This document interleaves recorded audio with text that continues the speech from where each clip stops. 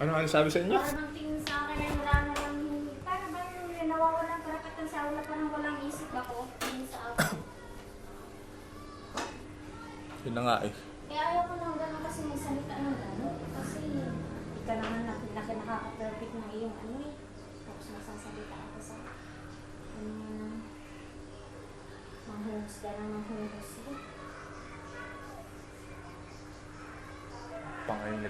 Panginit ng ulo. Saan? Siya. Sa school? Sa school? Hindi, tsaka dito yung dati. Sa ora. O alam mo, nag-away kaya kami ng nanghiram ako sa kanya ng pera kasi kailangan ko talaga yun. Tapos para bang nagkamali ako ng pamili ba ng pamalingki. Gawin mo sa akin tanong ko, sabi sa akin ay, yan, kainin mo lahat yan ha. Hanggang mamaya ang kain mo yan.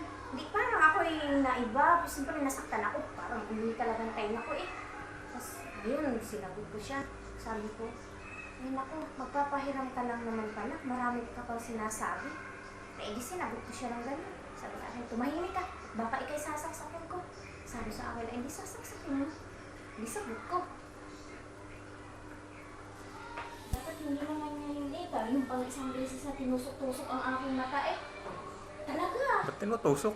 Ay sabi sa akin, ay hindi ko kasi narinig. Ako'y naglilinis dyan, tas siya doon. Tas hindi ko talaga marinig. Nung pumasok ang tatay mo, sabi sa akin ay, Ina, tinatawag ka ng David. Sabi talagang hindi ko talaga narinig. This pagpasok ko doon, hanggang dito pa lamang ako ipagdating dito. Ikaw, dito na talaga. Basta, pinuntahan talaga ako dito ni Ate Daisy. Sabi ko, alam mo Ate Daisy, masisira siya sa ginagawa niya sa akin. Sabi ko pala kay Ate Daisy. Ako hindi natatakot.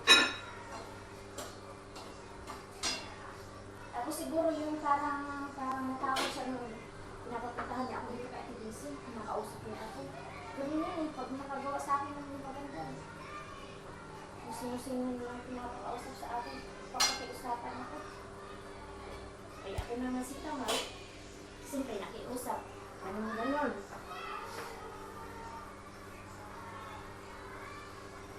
Sabi sa akin, hindi na kasi papasensya naman kasi may ano lang yun. O sige, okay, magpapapasensya pa rin ako.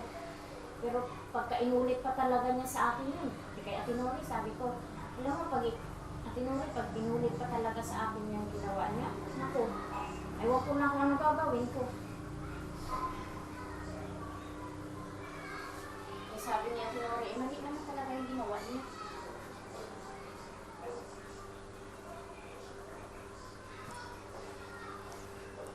Mali naman talaga.